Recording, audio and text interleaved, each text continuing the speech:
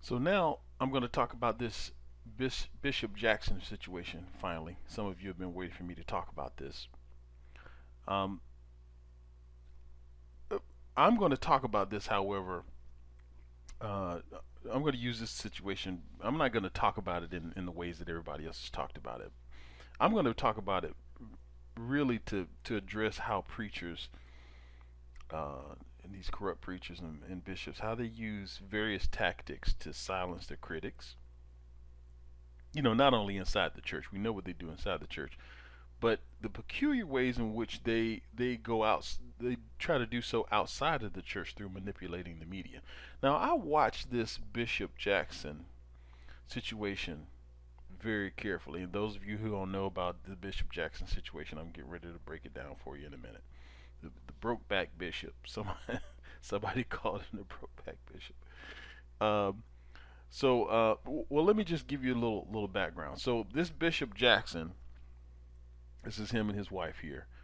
A few weeks ago, a ceremony that he did in his church, some kind of consecration. It's a special ceremony supposedly designed to quote unquote anoint and prepare these pastors under his quote unquote authority to prepare them to take their role as pastors. And the ceremony was peculiar because, as you can see here, he lays these things on. He jumps on their behinds. He lays prostrate on top of these men on their behinds, and so it's a very bizarre ceremony. And now these ceremonies, of course, uh, I've been talking about. Of course, he's very defiant about the whole thing. There's this news interview. He's like totally outrageous, but you know, I've been talking about these ceremonies for a while. So these ceremonies are nothing new. I've talked for years. I have a video called "The Making of a False Apostle." This is where features Fred Price in this elaborate ceremony where he's being made an apostle. They voted and made him an apostle. Had this big, elaborate, and very strange ceremony. I consider this one even stranger than Bishop Jackson's ceremony was. Then, of course, I did another video called "A Lesson in Cult Dynamics" featuring Bishop Eddie Long. Now, ladies and gentlemen, I have to pat myself on the back on this one. This is actually my favorite video. If the video like that defines what I try to do on YouTube, it will be this video. Um, it talks about this ceremony, how in the so this video. So I've been talking about these ceremonies for a while, but with the Bishop uh, Jackson situation, um, some very peculiar things happen with this whole thing.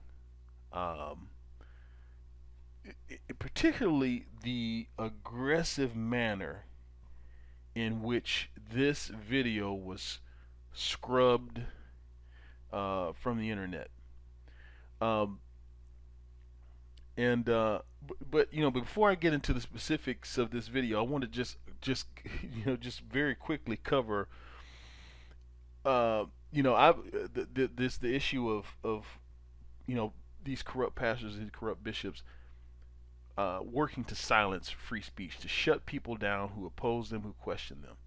Now, for those of you who don't know, in June of 2011, YouTube shut me down. I did a video about a Creflo Dollar video where uh, where he's telling the new birth church members to go back to their previous church. I put this video out. This video went viral, went all around the world, and Creflo Dollar Ministries complained about it, and they took my whole channel down. My channel was down for a year. I actually had to. I went through all the steps, all the channels. I had to sue YouTube. I sued YouTube I filed the lawsuit. They called me 2 weeks later and settled, and they put my channel back up. Uh, I'm going to provide you a link to my blog page, because one of the things I want to do is show people how to fight these false preachers, how to fight these attacks against free speech. I noticed that everywhere on YouTube the video was getting snatched down. A lot of my colleagues, their videos were snatched down. Their whole channels were taken down. Like Exit Churchianity, Simone 5-6, and this is something routine that I've had to deal with on YouTube.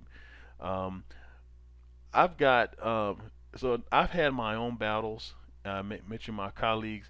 I got a friend, FBC Jack's Watchdog. This is probably like one of my favorite bloggers. He was blogging about his church. There was some crazy stuff going on at his church. Nobody would listen. Nobody would address it. So he started blogging. The pastor, it is believed, had someone on his security detail, a sheriff, to issue a fake and phony investigation, just so they could get a subpoena to find out who he was. And they found out who he was, kicked him and his wife out of the church. The pastor slandered him, said that he was obsessive compulsive, called him a sociopath right there in the congregation. Tom Rich, who runs FBC Jack's Watchdog, sued the church, and he sued the police department, I think, and he won a settlement. And the pastor, Mac Brunson, had to get in front of the congregation and issue an apology. Here it is right here. He had to apologize. I have another friend. Her name is Julianne Smith. Her church in Oregon, there she is right there, sued her for $500,000. That's the crazy pastor right there. Sued her for $500,000 because she went on a Google website and raided her church. It basically said this church was not, basically a good place to go, and why. Of course, that church lost that lawsuit. She started a blog called Spiritual Sounding Board. There's Julianne. Hi, Julianne. She does some good work. So,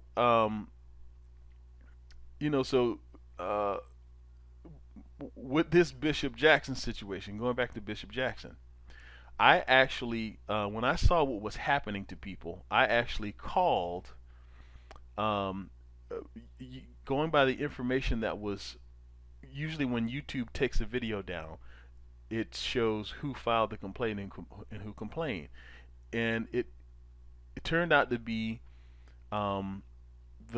I guess the company representing William McDowell, who's a gospel singer, where his song is playing in the background. So as the bishop is doing his ritual here, the version on YouTube, his William McDowell song is playing in the background. And I called William McDowell's company and left a message, and I got a call back. Hey, good morning, Kevin. Greg Lucid with Lucid Artist Management. I manage William McDowell. I did receive your voicemail. Will you please call me when you can? 615. So I talked to William McDowell's representative, and he explained to me that they were aggressive in getting that video taken down because they did not want that song to be associated with what Bishop Jackson was doing in this video. He told me that point blank. The